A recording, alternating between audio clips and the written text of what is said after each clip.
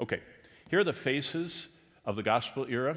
Jesus Christ's ministry was all under Tiberius. The church was launched. James wrote his epistle under Caligula. Paul was being discipled in Antioch. All of Paul's missionary journeys were under Claudius until the last 2 years, and then they were under Nero. Those men God used in a unique way. Did you know Claudius is the one that conquered Britain? Julius Caesar, just put a beachhead, and left it. Claudius said, I want the whole island. And when he was starting to expand the empire as far into Britain as possible, Paul began spreading the gospel. That's when his missionary journey started to the furthest extent. And Claudius was so busy conquering Britain and building aqueducts everywhere that basically the Roman government didn't bother the spread of the gospel till it was too late. It already had gone everywhere. It's amazing to read that. How did they spread it? They built these things. 54,000 miles of Roman roads.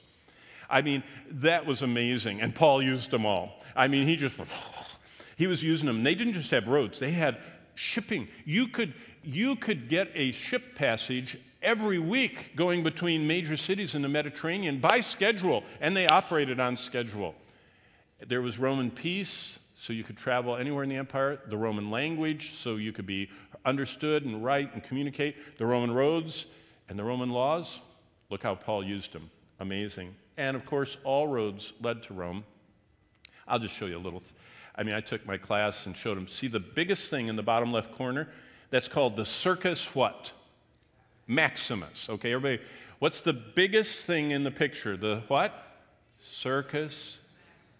Yeah, 250,000 people would go to chariot races there.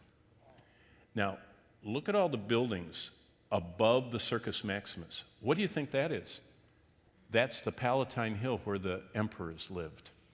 They actually could be at breakfast watching 250,000 people watching the circus, the chariot races from their breakfast table. They built the Circus Maximus right in front of. That's the palace where Tiberius lived. That's the palace where Nero lived, Claudius, all of them lived there. Now look on the river on the left. You see the Green River? There's one bridge, then there's a second bridge with an island in it. At the end of that bridge is the Theater of Marcellus. Behind that is the Jewish quarter. That's where Paul was kept for 2 years. You know what that means? Paul could hear the Circus Maximus. Every time 250,000 people screamed, you would have heard it. He was in the epicenter of Rome, chained to soldiers, discipling people every day.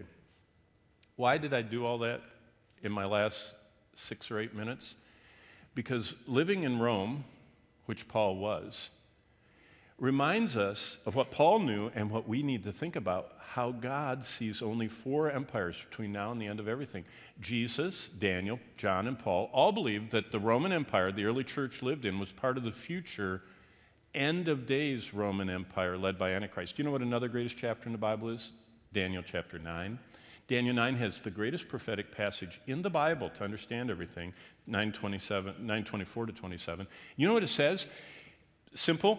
The people that crucified Jesus are the same people that are going to come back, and the Antichrist is going to lead them. You ever heard the term revived Roman Empire? It's from Daniel 9:24 to 27.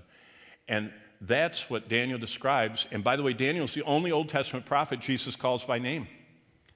In Matthew 24, the only prophet that Jesus names is Daniel. And he says, just like Daniel said that the revived Roman Empire ruler called the Antichrist, the one that brings the desolation, the abomination of desolation, is going to do that.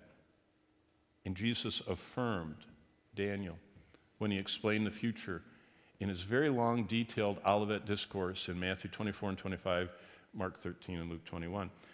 4 empires. Here's Empire 4. That's the Roman Empire. See the red dot? That's Rome. Empire 3. That's Alexander the Great. Empire 2. That's the Medo-Persian. See Susa right there. Empire 1.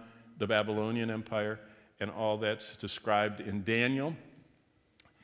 King Nebuchadnezzar sees this beautiful statue, but when God describes human history in chapter 7, it's not beautiful. It's a winged lion, a bear on its side, a leopard, a terrible beast, and this 10-headed monster. That's how God looks at human history. Humans look at it as glorious and beautiful and, and everything else. But the gold, silver, brass, iron, and clay is the Babylonian, the Medo-Persian, the Greek of Alexander the Great and his 5 predecessors. And then Rome 1, that's where Jesus and all the disciples and the birth of the church take place. And yet future Rome 2.